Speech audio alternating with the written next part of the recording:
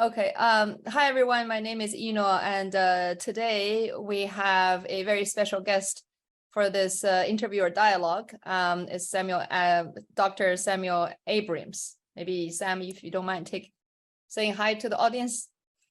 Hi. Yeah. So I'm with Sam here today. The direct reason was that he had published this book. I have the English version of this book called Education and the Commercial Mindset.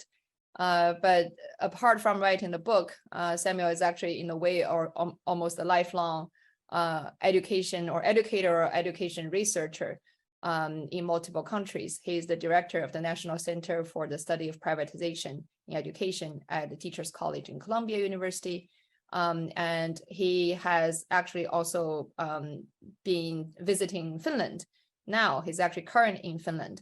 But his work with Finland have started way back, almost 10 years back, right? So he was actually a key person in promoting or introducing Finland education to the American audience, especially in the education circle. And for that reason, he was actually made a Knight, First Class Order of the Line of Finland by the Finnish government in 2014. Well, I think his contribution is probably way even before that. So we're probably looking at 2 or 3 decades of work understanding Finland and introducing or promoting that concept or practice into a wider world. So with that, it's a great honor to have this opportunity to have a dialogue with Sam and to talk about the book, but also what led him to this book. Okay, I think I'll probably have that as the first question. Sam, if you don't mind, can you tell us a bit, I know it's actually written in the book, but for the audience who hasn't read this, why did you write this book? Why do you pick this topic, and why putting them down in the book? What's the motivation behind it? Well, first of all, thank you for having me. It's an honor to be here with you, and an honor also to see this come out in Chinese. And I've long been fascinated by Chinese political and cultural and economic history. So it's a real thrill to see this come out in Chinese. In answer to your question, this book really originated from cognitive dissonance. And the title, to some degree, should reflect that. Education on the one hand, and the commercial mindset on the other.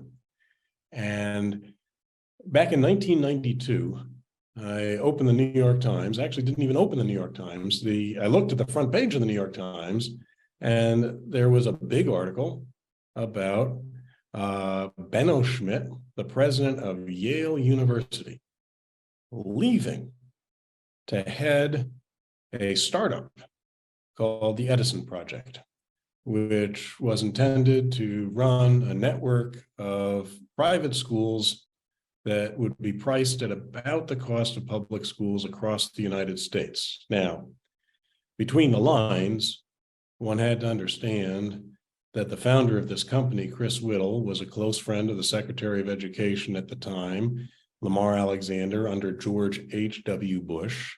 And Lamar Alexander and President George H.W. Bush were big advocates of vouchers. So this was never meant to be a network of private schools. This was meant to be a network of private schools that would be publicly financed through vouchers. But Bill Clinton beat George H.W. Bush in 1992. So the company had to transmute into something very different, managing public schools for districts. But the cognitive dissonance itself originated from this idea that the president of Yale University would leave such an esteemed, venerable position, one of the most important positions in higher education around the world, to head a startup focused on managing schools in a commercial manner.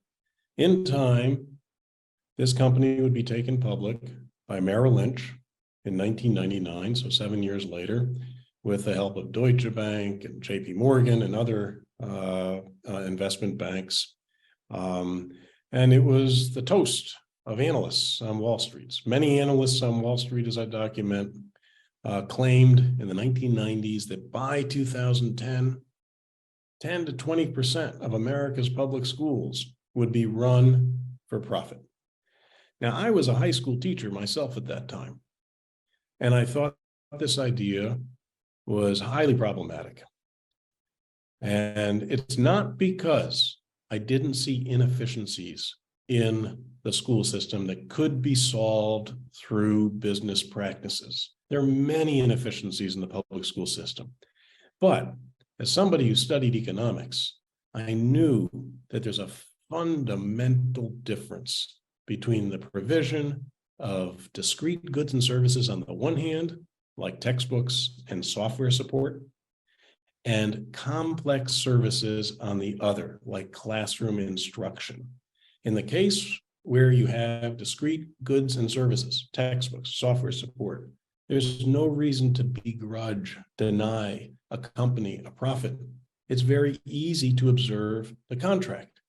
However, when you're talking about a complex service like education or healthcare or elder care or incarceration even, okay, we have for-profit firms in the United States running prisons.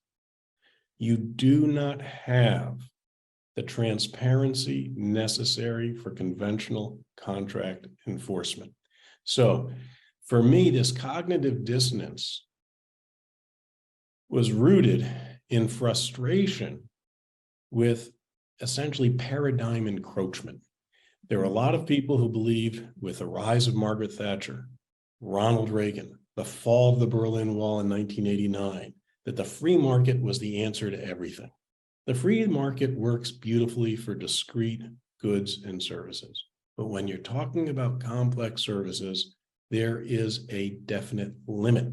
And there is so much literature in economics about this, going back to Ronald Coase in 1937 in his essay, The Nature of the Firm, Kenneth Arrow in 1963 in his very important article on information asymmetry and the economics of healthcare. The market doesn't work everywhere. And that's why I opened my book, my prologue, with an epigraph from the great economist Arthur Okun. The market needs a place, and the market needs to be kept in place. So that's what motivated this. And you have to have, I think, in order to write a book, passion. Mm-hmm. You have to have some kind of indignation to fuel you, because the work involved in writing a book can be overwhelming. The amount of data analysis you have to do, the amount of legwork you have to do in the way of visiting schools and interviewing people, the amount of reading you need to do, both widely and deeply, it can be considerable.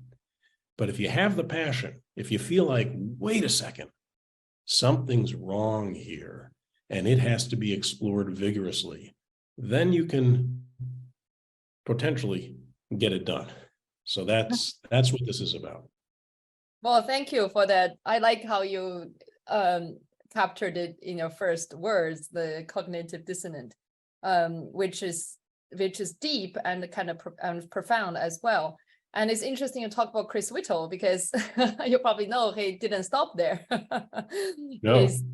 His venture went on, and then people in China probably know too. His, I think, schools, both, I won't name them, but there are two brands that are going very big in China, and the Yale president was still on their brochures. I think that's probably 2 years ago. So there was Avenues, and he had to leave Avenues. Chris Whittle did, and then there's Whittle School and Studios that folded. Okay, yeah. No. And he failed in both domains miserably. Right, but the interesting thing there is that before the failure, there was immense amount of money that went in.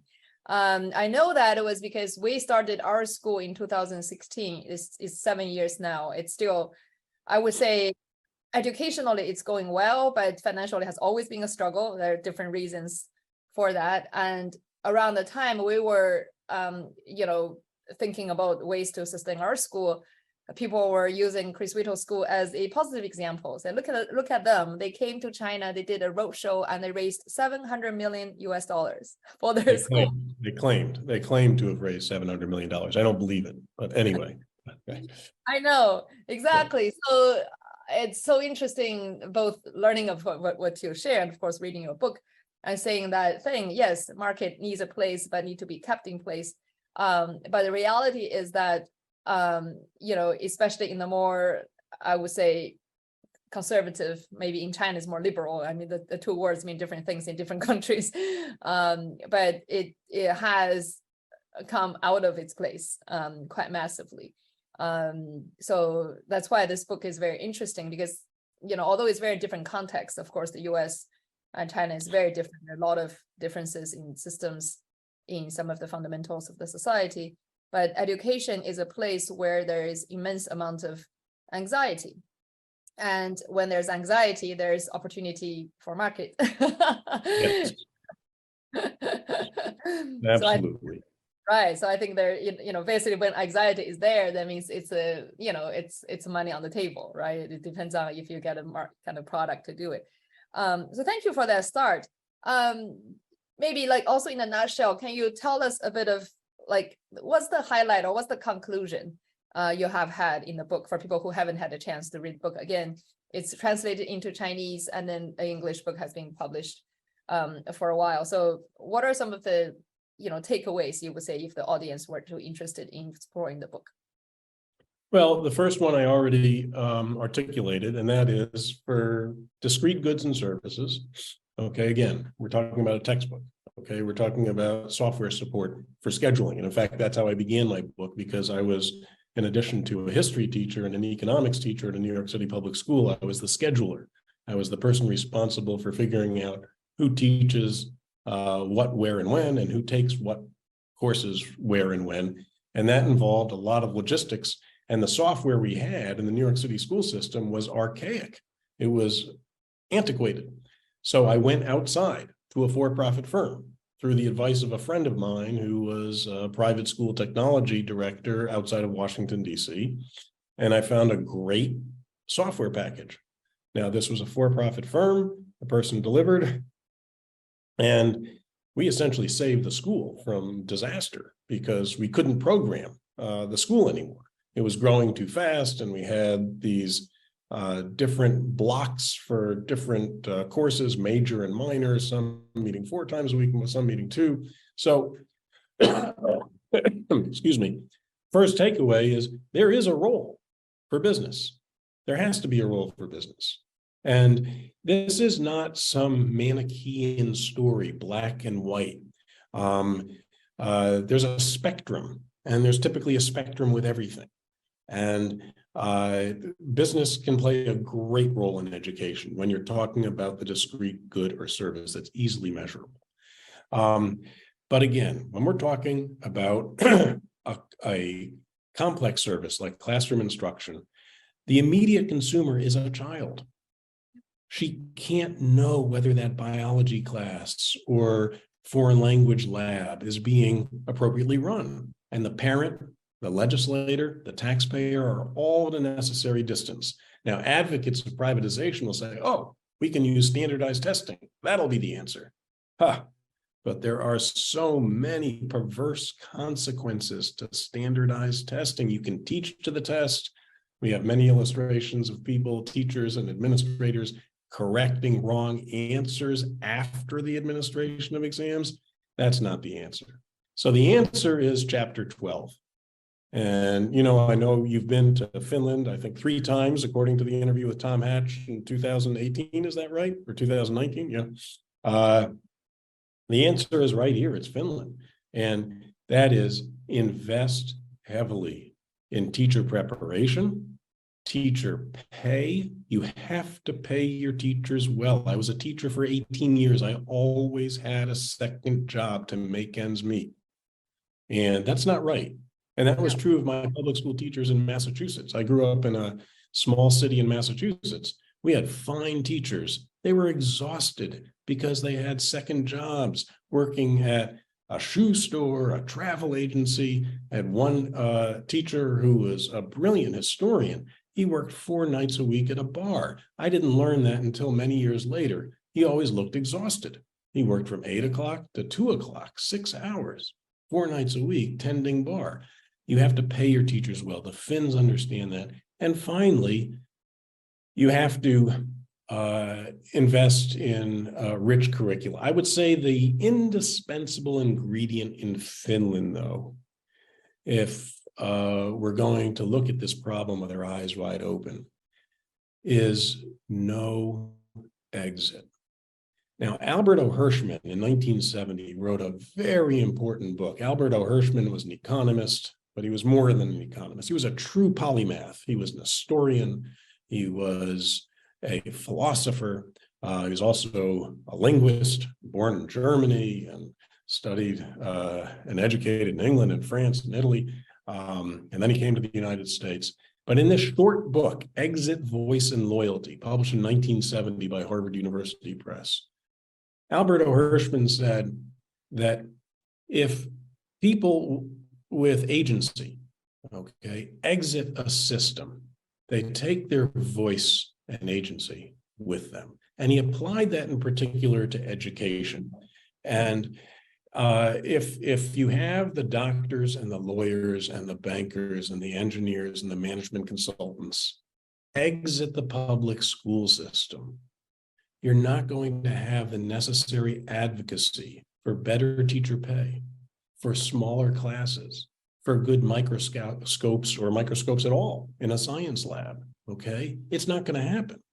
And this is what happens in so many countries where you have either a private school system in cities or a private public school system in suburbs, where it's too expensive for middle, lower class people to live because the cost of property is so high, the cost of property taxes is so high. In Finland, everybody goes to public school. So the doctor, the lawyer, the banker, she has her kids in public school. She raises her voice to make sure teacher pay is high, teacher preparation is excellent, and the curricula are rich and diverse and exploratory and driven by students.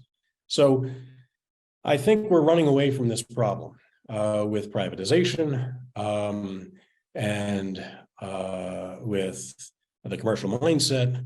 If we want to be honest about fixing systems, we really have to understand what the Finns have understood. Yeah. Well, I can't agree with you more. I think that's why sometimes when people talk about Finland education, especially in China context, people knew about it is because of their good PC skills, right? That's how people get to have the exposure to the Finnish education. But after my trips and then, of course, reading about it, it's really the ecosystem that matters. It's the entire system view rather than just, how they prepare them to read better. That's just the outcome. You can test that outcome, you can test other outcomes too. And then those outcomes are natural outcomes when you have a good system in place. So that's why it's interesting when Shanghai joined the PISA test as well. And they're saying, look at Shanghai, our score is just as high or even higher than Finland. Does it mean Shanghai has just as good or even better education system? But a friend of mine actually did a pretty thorough analysis of that PISA test and basically saying, you probably know some of the conclusions, there are lots of them. But one of the interesting aspects is that actually students put in twice as much time and much less leisure time for that quote unquote same results. So if we only look at singular results or singular outcome, that can be missing the forest for the tree, because the forest is really how the system is being built, or the teacher compensation, and also the point of no exit. It's interesting because when I think a typical question people would ask without knowing Finland is which school is your best school? And they would say, well, the school, the nearest public school is the best school. Everybody has the same understanding. But it's the ecosystem view. On that topic, I was interested in what took you to Finland to begin with. because you're probably one of the earlier persons, maybe the earliest, in exploring Finland and introducing that back to the American audience. What was the trigger? What brought you there? Well, there were two things. One, I remember reading in Thomas Friedman's book, The Lexus and the Olive Tree, and I think that came out in the 90s, that he used two metrics for determining a country's economic vitality. And one of them was internet interconnectedness, and the other one was a portion of GDP dedicated to education. And he ranked Finland highly in both regards. But it was in 2005, in a French magazine that I read. I was blessed to have a mother who's a French professor. So she nurtured in me a love of French literature, French film, and in that regard, No Exit really, and A.O. Hirschman didn't note this, it really comes from Jean-Paul Sartre, okay? His 1944 play, No Exit. That's an existentialist statement that even in Vichy France, where the French were under Hitler, there's no exit from responsibility. You have to do the right thing, okay? So that you can take that no exit idea and apply it in many different ways. But to get back to France, it's a French magazine called Le Nouvel Observateur. And in 2005, there was an article by a woman named Caroline Brizard called La Leçon Finlandaise, the Finnish lesson. And one thing she noted in particular was optics. And the optics of the faculty lounge. Now, as a teacher myself in a New York City public school, I always thought, Jesus, terrible. Our faculty lounge is in the basement in a windowless room with mismatched furniture and some vending machines. And it was always demoralizing to go down there. And Caroline Brizard described the faculty lounges in schools that she visited in Finland as beautiful. And for me, that's a fractal, as they say in chaos theory. It's a microcosmic feature that radiates the importance of the profession. Moreover, Caroline Brizard wrote in that article, which I cite in my book, that teachers had autonomy. And for her, this was refreshing because she was visiting from France. They already had two courses of PISA from 2000 and then 2003. Now the results come a year later, okay? And she was taken aback because the French always have thought of themselves as having a great public education system. And they were about a half a standard deviation below the Finns, okay? And so she had to go up to Finland. So she was one of the first to make this pilgrimage. And what she found that was so refreshing was not just the condition of these faculty lounges, okay, but the autonomy that teachers had. In France, the saying goes that the Minister of Education can tell you on any given day what page in a geography textbook every fourth grader across the country is studying. And in Finland, there's a curriculum, and that's a guide. But the teachers have freedom, and they also have freedom to hire whom they like. Okay, that's not the way it works in France, for example. The principal is really a powerless mid-level bureaucrat. In Finland, and they have to hire who is sent their way. But in Finland, it's the principal along with faculty who decide on their staff, which is critical because you're a team and you have to work together as a team. So Caroline Brizard identified three different things that I found so important: working conditions, autonomy, which is equivalent to me of professionalism, and then staffing. And as a New York City public school teacher, I knew too that we had the same system as in France. The principal had no say. Seniority privileges dictated who got that position. We had an opening, for example, for a Spanish teacher at this public school. And we wanted to hire somebody in particular who had come through highly regarded references, but we couldn't because somebody from another school saw the posting, she had seniority, she got the job, okay? And that's not right. So that's part one, Thomas Friedman and then Caroline Brizard. Part two. And that was 2005, around that's that time. 2005 for Caroline Brizard. So it's already in my head. And I start thinking about Finland. Okay. I started work on the book in 2008. And it took a long time. And the second part was Sweden. So in The Economist, there was a series of articles about for-profit management of schools in Sweden. In fact, after the 2005, you said the second part. Okay. From there. So we have Thomas Friedman, we have Caroline Brizard, both making me think about Finland for the first time in terms of education. And then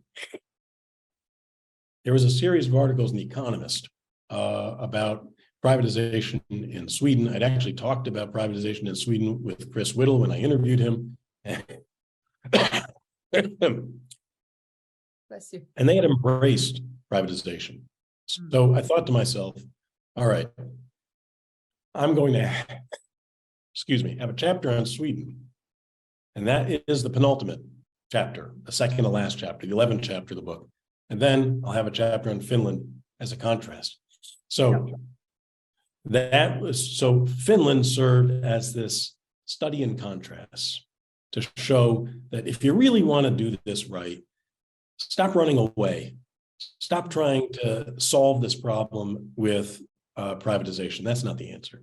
The Finns have it, and it's expensive in the short term. And in that regard, there's something else I want to say, that you mentioned about the best school being the school next door. What's so impressive, what was so impressive about the PISA results in particular in Finland was not just how high they were. And they have slipped, and that's another story we can talk about. But the between school variation, to your point, was the smallest of OECD nations. Yep. Within school variation, sure, it's significant. You have Marie Curie, and then you have a hockey player.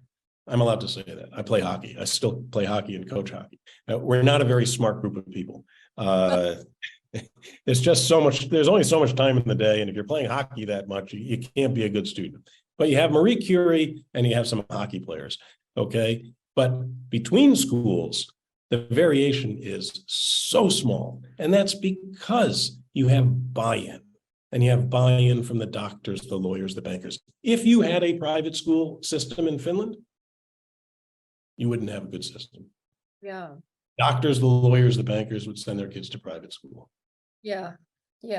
I want to echo two things you said. One is the you mean when you learned about how Finnish schools are good about teachers' autonomy. It was so interesting because out of the 3 times I visited Finland, 1 time is with a group of educators, and those are teachers or school principals, and we have of course educators from Finland talking about their system. And there's 1 session on teacher assessment, right? So like, how do you assess a teacher? Basically, she kept talking and all that. So the conclusion towards the end, they do not assess. That's the conclusion that the Chinese educators took away. Well, it's not really they do not assess. It's that they do not assess in the same way the Chinese teacher assess their teachers. It's not like there is a form, there's a checkbox, you observe their class. For China, you observe their class, you check things, and there are certain scores that connect to your pay. So it's a highly, almost a granularly managed system, which gave teacher very little room. There's even a dictation of, out of the 45 minutes you have in the classroom, what should you do in the first 5 minutes? What should you do in the next 10 minutes? And all that. So that was very eye-opening. I remember the time, actually, the teacher who came with us to Finland was complaining, saying like, this Finnish person didn't tell us anything because they didn't find the forms they're looking for. But that's the essence of it. Like, there is no form. Like, there is evaluation, of course, is based on collaborative, like there's a teamwork, people give each other feedback. It's really how we learn, in a way. It's almost bizarre because we know this is how adults learn, because like teachers are people too. Like, we learn, or people need to learn. And that's how you learn. You learn through experience and feedback and reflection and all that. You don't learn by, little whips and giving you scores.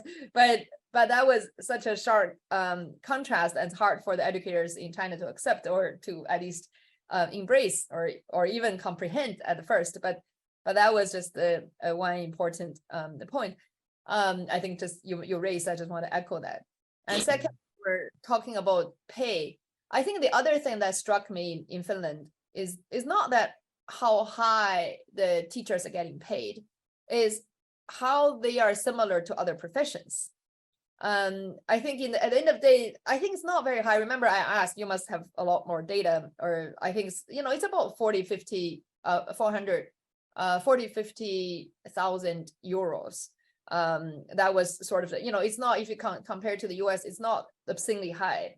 But the thing is that it's actually, I'll talk about that in a minute. Go ahead, Okay, yeah. But anyway, so I just remember I asked one of the teachers, like, why do you pick this profession versus others? First, I think because it's highly respected. People think if I'm a teacher in Finland, there's a lot of prestige associated with the profession. So it's not like, oh, you're a teacher. Like teacher in at least American sense is almost a dismissive word.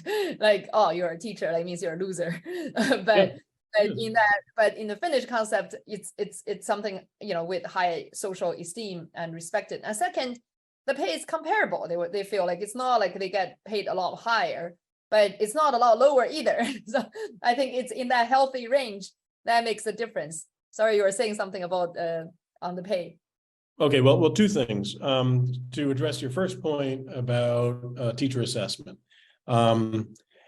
I made much of that in my book, okay? In fact, I even noted with the epigraph for the chapter in Finland that there's a very senior teacher who told me that she only met an inspector once, and there was somebody in the back of her room looking around, and it was a new building, and they were having some problems with their pipes, and she thought he was actually the plumber. And then she was introduced at the end of the day to the man and learned that he was the inspector. So what happens in Finland is internalization of expectations.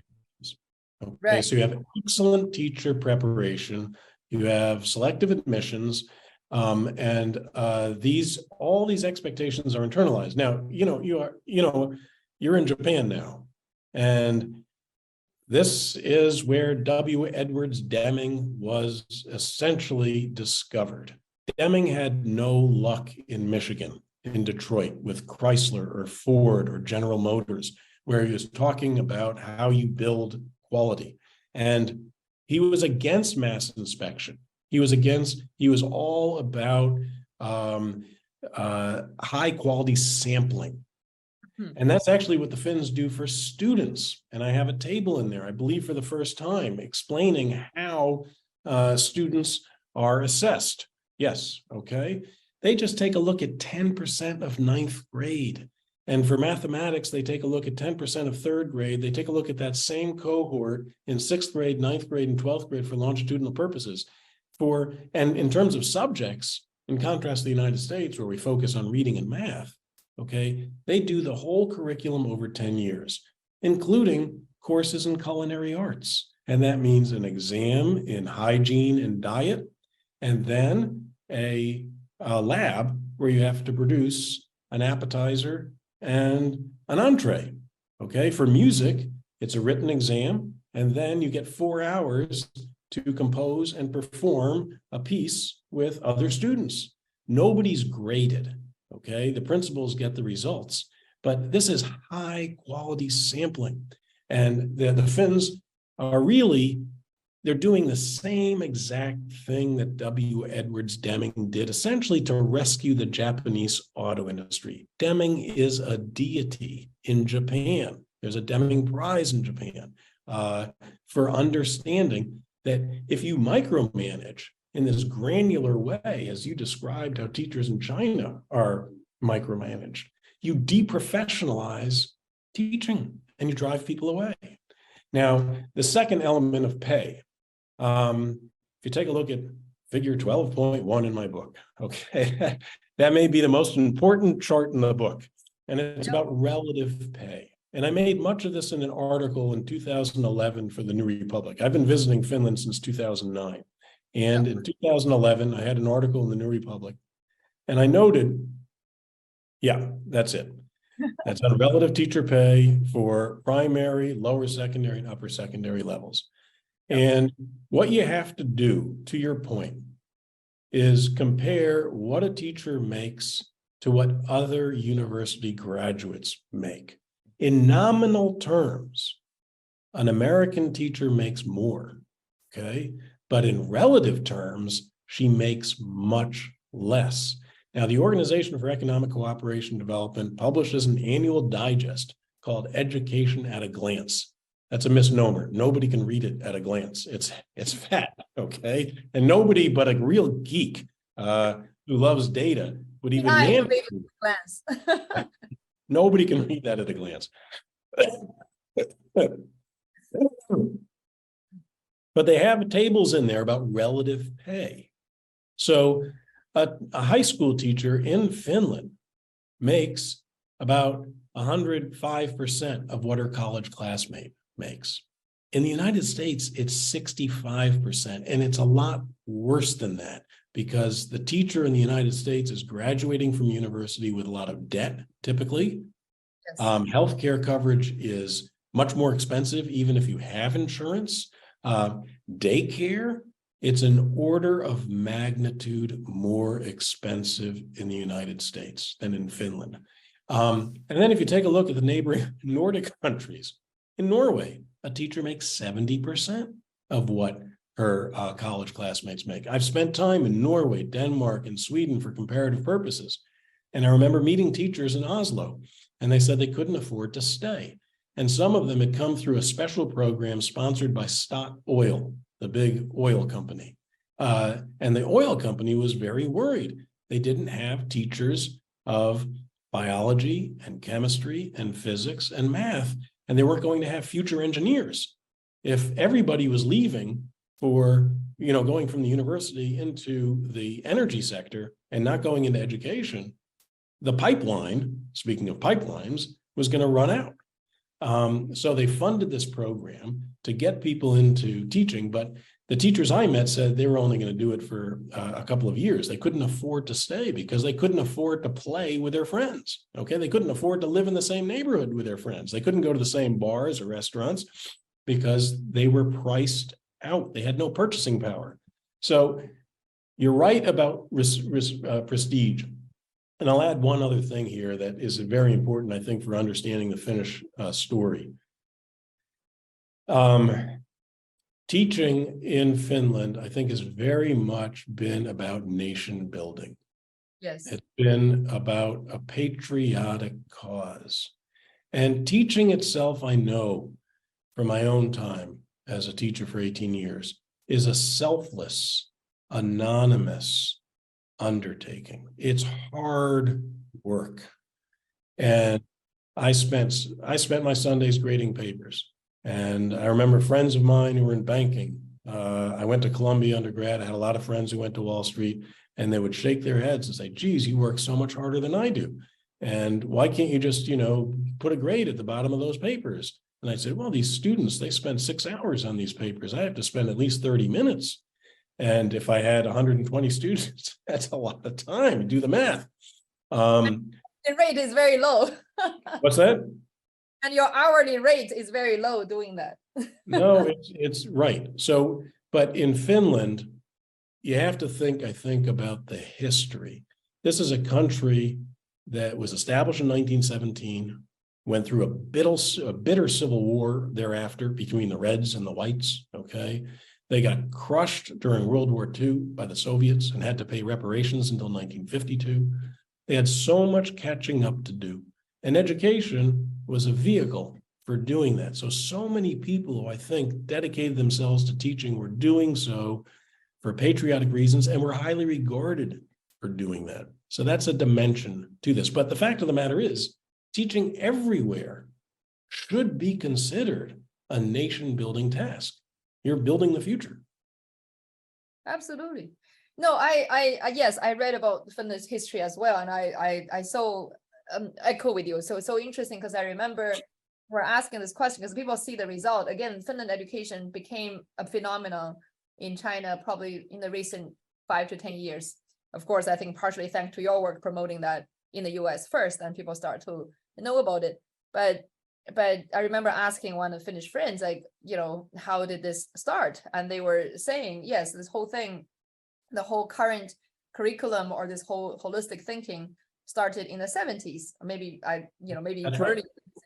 Yeah, because in the 70s, people realized, like, what are the resources we have? Okay, we have some forests and some lakes, and but other than that, we don't have gold mines, don't have oil. Like the only resource we have is our kids, right? So is the human resource, and how do we make the best out of it? And then that sounds so simple, right? In a way, yeah, of course, isn't that true for every society? But on the other hand, like so many societies, sort of do it the wrong way, because yes, nation building, I think in China is the same. There's definitely a sense of pride for the future and all that.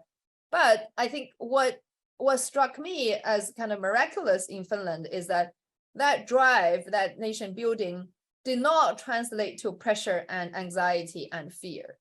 But that's true in so many other societies. Like when you feel I'm behind, I need to catch up, right? So that's how the Finn felt about themselves. They were poor, right? They were in this cold little northern country, and they were kind of backwards. I remember visiting the museums in Finland and looking at the painting from like the late 1800s. You see all those poor farmers and peasants. Like it is a backward country, at least in the European context. But this drive to be better did not translate to, okay, let's get more pressure, let's work harder, of course they do work harder, but not in the repressive way, right? Or let's get more scorecards out, so let's just make sure everybody work 12 hours a day. Rather, there's a miraculous, I think, like deep transformation, I would say, if you look at a being level, is that how do we transform this by allowing people to be autonomous, by having a system of not like a factory, because that would be the instinct, right? So the instinct, okay, let's build an assembly line and a factory to produce human as fast as possible and have like scorecards everywhere. But they didn't. They actually choose completely differently. That's more, well, you can put it simply that just treating human as human, or rather than as tools or as factory products. But that's very difficult to do, I would realize, because many, especially in China, or even I'm part of this East Asian culture, I think, tend to go that way and say, okay, yes, we have a lot of pride, but let's just make sure our kids are in school 12 hours a day, make sure our teachers work their bottom off. And that actually create a different nature of disaster, which is happening quite widely, I would say. But Finland didn't do that. So I'm always very curious why, what happened at the being level that their drive or nation building intention actually transformed into this very enabling and nurturing environment. Have you explored that or thought about it? Yes, I have. And it's a very important question, and gets to some deep history regarding Finland. And I think in this regard, there is some overlap with Denmark, Norway, and Sweden in how the countries function. Mm-hmm. And I cited a novel published in 1933 by a Norwegian Dane named Axel Sandemos. The novel is called A Fugitive Crosses His Tracks. And I cited this with respect to how the Swedes responded to for-profit school management, but it applies to this point you're making, And what Axel Sandemos wrote in this book is that there's a mentality in the Nordic world that's very specific. The book is about a fictional town in Denmark called Jante. And the unwritten rule in this fictional town of Jante is don't think you're better than anybody else. And this is an anthropological reality. You're one big family. And some people can find this suffocating, okay, that you're not supposed to stick out, all right? On the other hand, It means respect for other people. It's anti-hierarchical. Deming was anti-hierarchical. What was brilliant about W. Edwards Deming is what's brilliant about Nordic culture. The engineers and the auto plants for W. Edwards Deming had to get on the floor and listen to the people on the assembly line, because they often saw things in the production process that the engineers never saw, and they had to listen. And in the Nordic culture, you're not supposed to think you're better than anybody else. In Swedish, it's jantelagen, the law of jante. In Danish and Norwegian, it's janteloven. In Finnish, it's jantenlaki, the law of jante. Don't think you're better than anybody else. And if you begin with that premise, okay, then I think having some kind of hierarchical system with heavy inspection gets precluded. There's no space for it. Mm-hmm. And all people in Finland are pretty much, just like you have so little interschool variation, in PISA results, there's really very little difference in how people are regarded. And I think that's pretty fundamental to how this educational system would evolve. You have to respect the teachers. You also have to respect the child. Mm-hmm. And you can go, I think, much further back in time than Axel Sandemos's novel in 1933. I think it's really built on Martin Luther's concept that we're all corporeal creatures unworthy of heaven, but for God's grace, right? So don't think you're special. You're not making it to heaven, except if God wants you to make it to heaven. Now, nobody's religious anymore in Finland, so to speak. I mean, there might be a few people who still go to church, but Luther, in my opinion, is very much alive. Don't think you're special. Don't think you're better than anybody else. And that means that there's a lot of respect for all people at all levels. Yeah. Well, thank you for pointing that out, because I think the more I sort of get into education, the more you realize the history, the cultural tie or foundation rather to it. Because a lot of, I often say in Chinese, I said, the education, the problem we see in education lies outside of education. Of so it's really, it's so beautiful you point out that novel or that concept. I think then that probably leads to another maybe more thorny question, because I will share with you one feedback I heard myself when I was in Finland, because I was a student who was showing us around. She's high school, and she said, I did not like, she's Finnish, right? She's going to Oxford, and she was very proud, and she said she's not so positive about Finland education. I was like, why? She said, because if you're good, if you're smart, you don't get what you needed in school. Exactly to that point, because everybody gets similar things. As a nation, as a whole, it turns out great. But if you are intelligent or exceptionally smart, you feel it's not adequate. So that left me thinking. So of course, it's an issue at different levels. One is, how do you think about a system outcome? But one, there's also individuals like that. If you're an individual on the other end of the spectrum, like if you have, special needs, disability, the system is great. The system is probably the best I've seen in taking care of kids with special needs. But if you're on the other end, if you're exceptionally smart, they feel inadequate. Have you addressed that, or have you thought about that? What are some of the things that people are discussing in addressing that need, or does it get addressed at all? I've heard it from people that, they don't have the same opportunities that they might for that kind of accelerated learning. But I haven't seen that to be a significant problem. The medical schools here, there are 5 medical schools. They do cutting edge science. I think medical schools typically represent your best areas of scientific research. In Turku, which is home to an excellent research hospital. When David Beckham snapped his Achilles in the tournament in Italy, he actually came to Turku to get his Achilles tendon repaired because the best orthopedist in the world for Achilles ruptures is right here in Turku. And there's a pizza place where he'd order his pizza that named a pizza after David Beckham, the great soccer player. So you can get a David Beckham pizza now in Turku. But this is all on account of the excellence of orthopedic science. I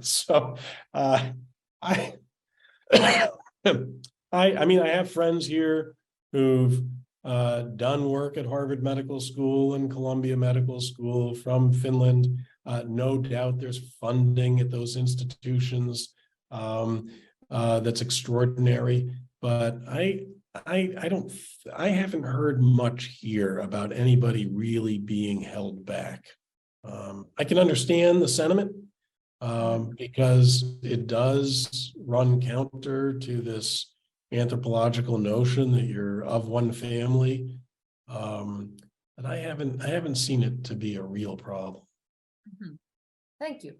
Yeah, no, I think the other thought I have in my mind is that, with the advance of technology and AI, if you do want to learn more, there's really no limit. And then but education itself,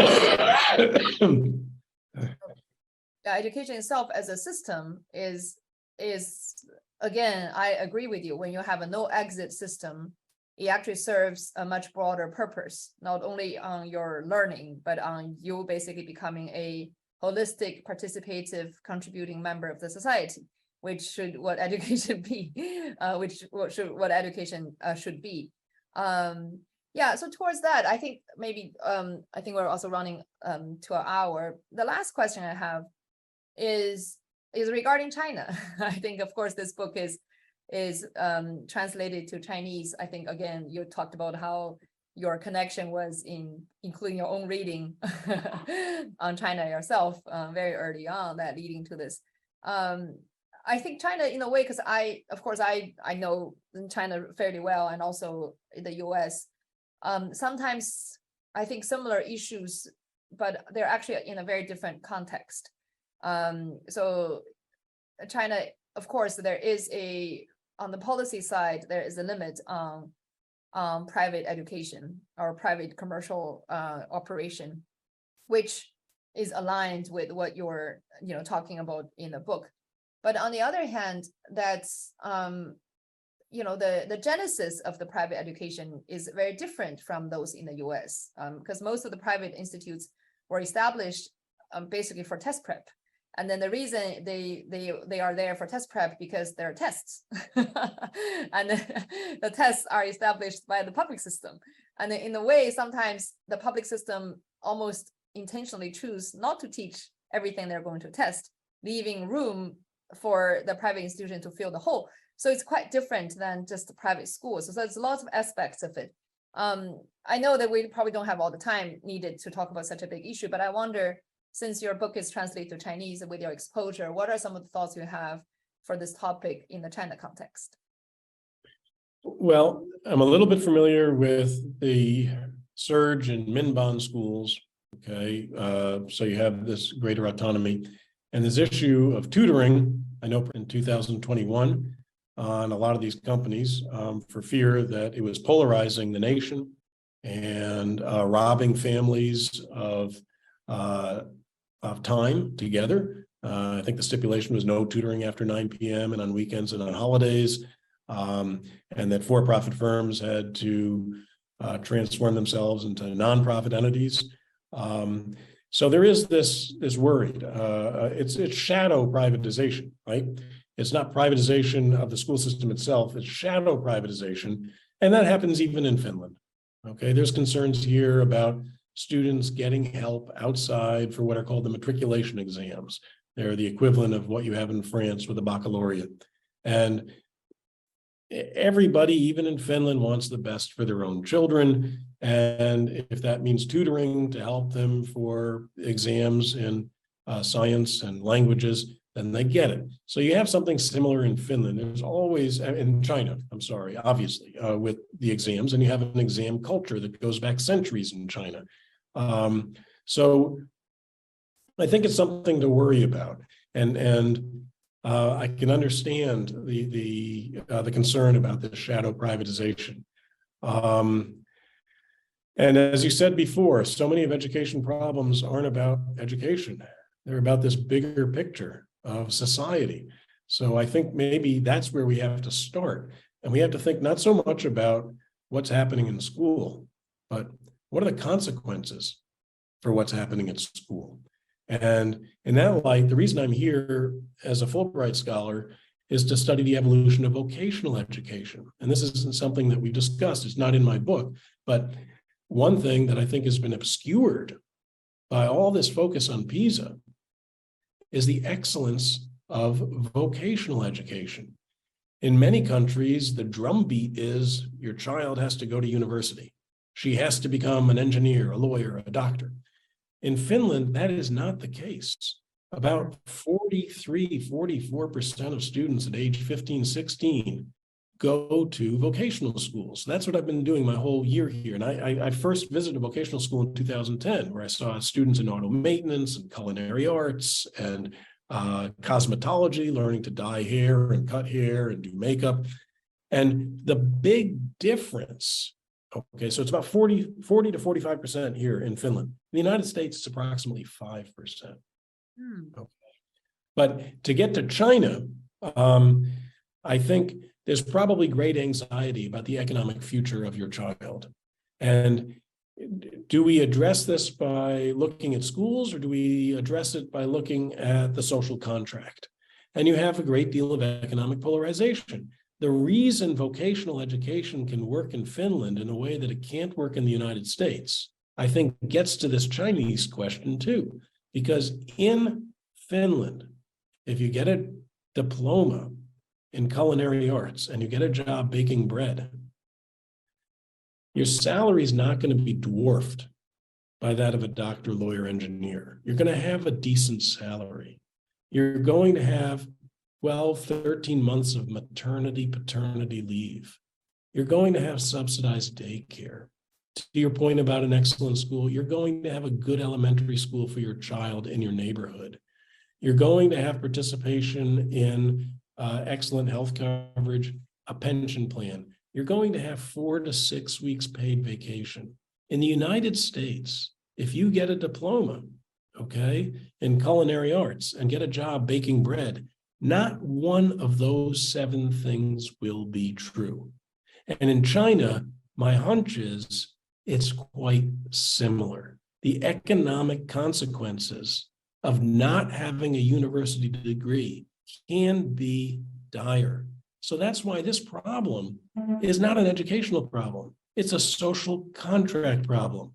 And we have so many brilliant people who are very good with their hands. They can fix a bicycle in a heartbeat in a rainstorm, okay?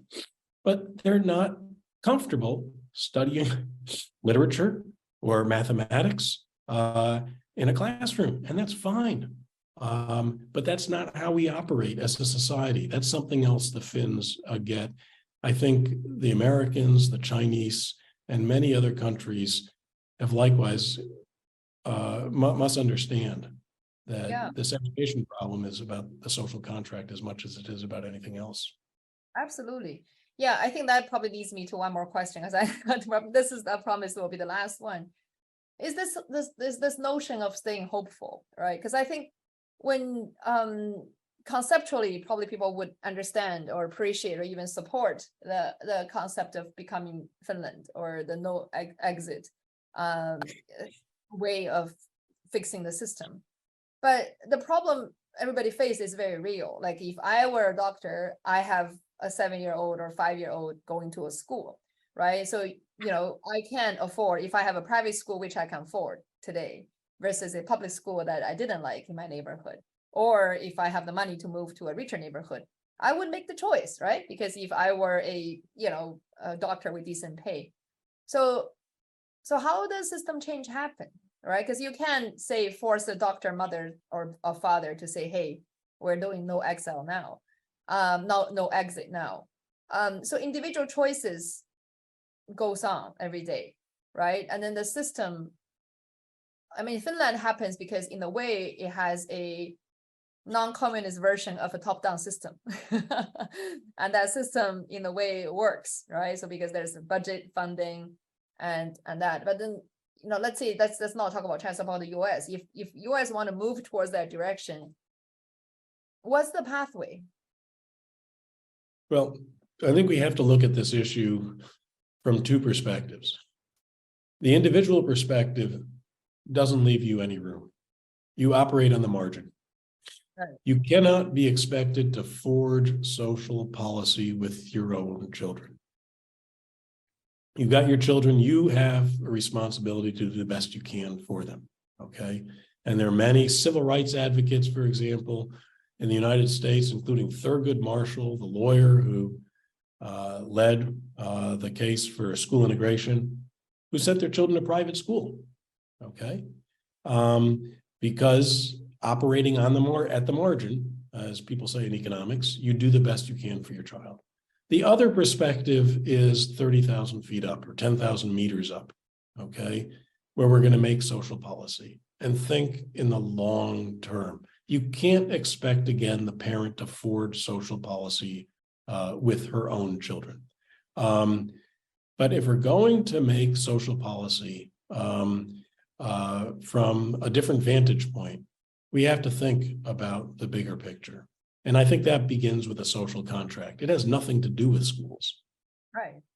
It has to do with how we regard all citizens. And you can have responsible pedagogy if you say the baker, the auto mechanic, as a human being deserves maternity, paternity leave, deserves a decent salary. It's honest, important work. You want good bread, you want good auto maintenance, deserves a paid vacation, deserves good health care, deserves participation in a pension plan. And that's where you have to start. We have to back up. We're not looking at this with our eyes wide open. And so I think those are the two vantage points. And policymakers, I think, are behooved, should be responsible to look at this bigger picture. I agree. I agree with you. I think that's how I asked you this question, because I get asked a lot as well. Okay, what's my personal choice versus others? I agree. I think, yes, we as family or as individuals, you make the best you can with your own resources or your specific micro context. But eventually education problem can't be solved at education level. Everybody has to have a viewpoint. At the end of the day, it's a social system, it's a social contract. And then the more discussion happens on that level, the more room there is for education change to happen. But one of the challenges, of course, is that this kind of discussion is highly politicalized. So it became, so almost you need to have a higher sense of like sophistication or the level of or dimension, so to speak, to have a constructive discussion on that. But I guess that's also what a good education should do, hopefully prepare our generations to engage in those discussions instead. And I'll add in that regard, when we take a look at some of the pedagogical consequences, the emotional consequences of pedagogical policy that ignores the social contract, we have some pretty disturbing findings. For example, so many students who are in an academic setting are very unhappy and they want to be working with their hands. And I was talking about this with a pediatrician in Massachusetts, and he told me that for the longest time he was opposed to vocational education because he thought it was a dead end. It wasn't fair to say to a student, okay, you're going to become an auto repairman or a baker or a cosmetologist. And then he slowly changed his mind, and now he's a firm convert behind vocational education. And what did it was that he saw that his patients who went from an academic path where they were miserable to a vocational school no longer needed medication for attention deficit hyperactivity disorder. Essentially, ADHD, attention deficit hyperactivity disorder, was a manufactured problem resulting from bad pedagogy. And that in turn is the product of a malformed social contract. Mm-hmm. Absolutely. Well, thank you so much. And I didn't expect we go to that level of depth in our interview. And then, and of course, I know by flipping through your book that you actually went very deep in those issues. And that's why this book it's so fascinating to read. So I want to, recommend one more time. This is a Education and the Commercial Mindset. Again, the Chinese version is being translated and published in China. And for whoever interested in both education and in the broader context, the root causes and the way out for the issues we face, this would be an excellent book to read. With that, thank you again so much, Samuel, and thank you for making the time and making this interview work. And look forward to further discussion if possible. Okay, thank you. Thank you for having me. Thank you. Okay, bye. All right.